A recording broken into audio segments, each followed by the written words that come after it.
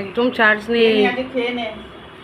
এখানে বিরিয়ানি প্রিপারেশন চলছে। এখানে ভাত, মাংস, ডিম, আলু ভাজা আর এই প্যানটার মধ্যে দেব। এখানে বিরিয়ানি মশলা, কেওড়া জল, মিঠা আতর।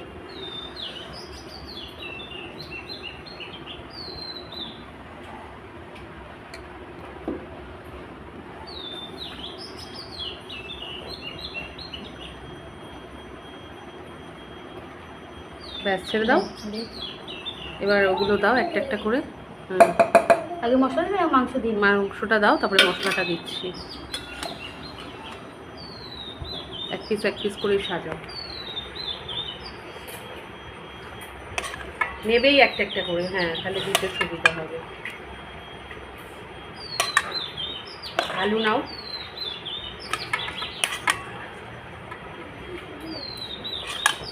আলু আর ডিমটা নাও।